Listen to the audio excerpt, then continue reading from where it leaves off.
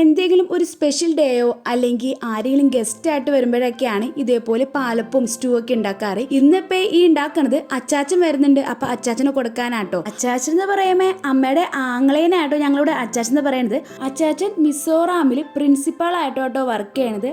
ആള് ഒരു ബ്രദർഹുഡിലെ ബ്രദറും കൂടിയാണ്. നമ്മുടെ ഫാമിലിയില് പുതിയൊരു മെമ്പർ വന്ന കാരണം ആൾക്ക് കൊടുക്കാൻ ഒരു ഗിഫ്റ്റ് ഒക്കെ ആയിട്ടാട്ടോ അച്ചാച്ചൻ വന്നത്. ഗിഫ്റ്റ് കിട്ടിയ സ്ഥിതിക്ക് അതൊന്ന് പൊളിച്ചു നോക്കി അതെന്താന്ന് അറിയാനുള്ള ഒരു ക്യൂരിയോസിറ്റി എല്ലാവർക്കും തന്നെ ഉണ്ടായിരുന്നു. മാമോദീസയ്ക്കും കല്യാണത്തിനും ഹൗസ് വാമിങ്ങിനും എല്ലാത്തിനും ചേർന്ന് പോകുന്ന നല്ല വൈറ്റ് കളർ സ്റ്റോൺ വർക്കുള്ള ഒരു ചുരിദാർ മെറ്റീരിയൽ ആയിരുന്നു കേട്ടോ ഗിഫ്റ്റ്. അച്ചാച്ചനും മരണവും കൂടി ചേർന്ന് കഴിഞ്ഞാൽ പിന്നെ തള്ളി അങ്ങോട്ട് മറിക്കും. എന്തായാലും അവരവിടെ തള്ളി മറിക്കട്ടെ, നമുക്ക് നമ്മുടെ കാര്യത്തിലേക്ക് കിടക്കാല്ലേ. ഇന്നത്തെ സ്പെഷ്യലി എക്സ്റ്റു ആട്ടോ. നമ്മൾ ഈ ചിക്കനും ബീഫും അതുപോലെ തന്നെ വെജിറ്റബിളും മട്ടനും ഒക്കെ കഴിച്ചിട്ടുണ്ടെങ്കിലും എക്സ്റ്റു ആദ്യമായിട്ടാട്ടോ വീട്ടിലെല്ലാവരും കഴിക്കുന്നത്.